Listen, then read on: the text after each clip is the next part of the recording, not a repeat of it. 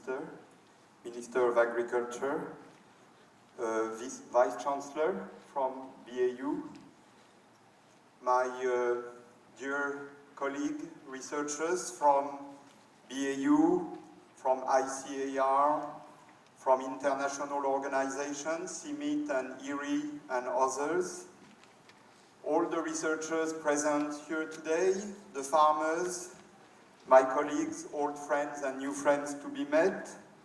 It's a humbling experience for me to be asked to come in front of you today, and I'm very grateful to the organizers of that conference to give me a chance.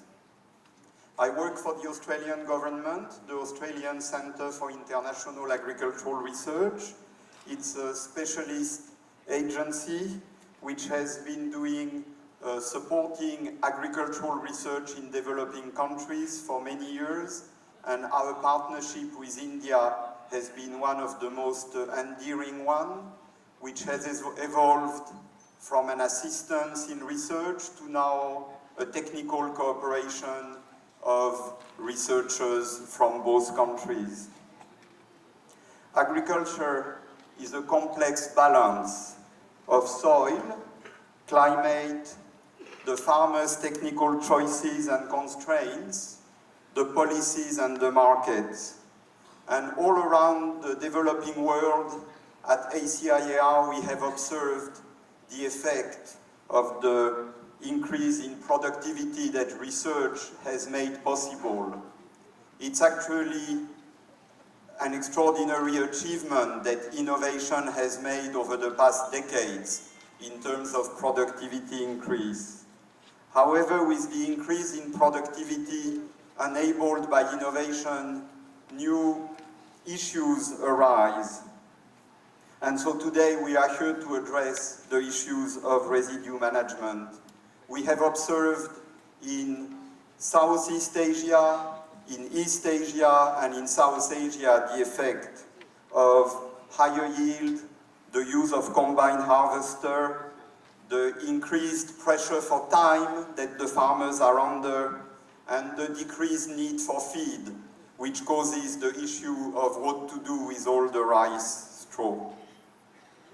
Indeed, we have been working at ACIAR for many years on strategies that include addressing residue management through conservation agriculture.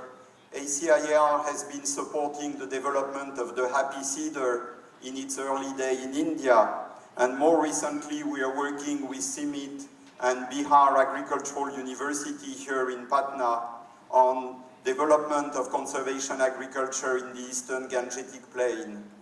In fact, we're also working with BAU on understanding farmers' behavior to understand better why and how farmers can change their practices. Because, as we've seen in the movie, burning is a very harmful practice, but it is a very sensible thing for farming to do. And so we have to understand how these costs, which are external costs to farming, have to be addressed. Now, in the next couple of days, we will be exploring the response of technologies to this problem. What I would like to emphasize today is that the externalities, the cost in pollution, the cost to other people than the farmers, have to be addressed by addressing external factors.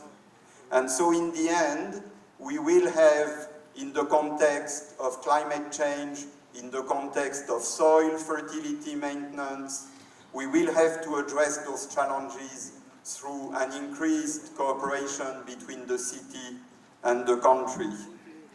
Now, addressing these challenges offers actually very interesting opportunities to address climate change, increase the resilience of farming system, and also increase farmer income, helping to deliver the aspiration of Prime Minister Modi for a doubling of farming income in the next decade. So putting value on rice straw through a system of transfer of resources from the consumers to the farmers would be one of the policy opportunities that this offers us. I hope the next couple of days will allow us to understand better what can be done and how we can progress both the welfare and the prosperity of farmers and the health, prosperity and development of the whole global community. Thank you very much.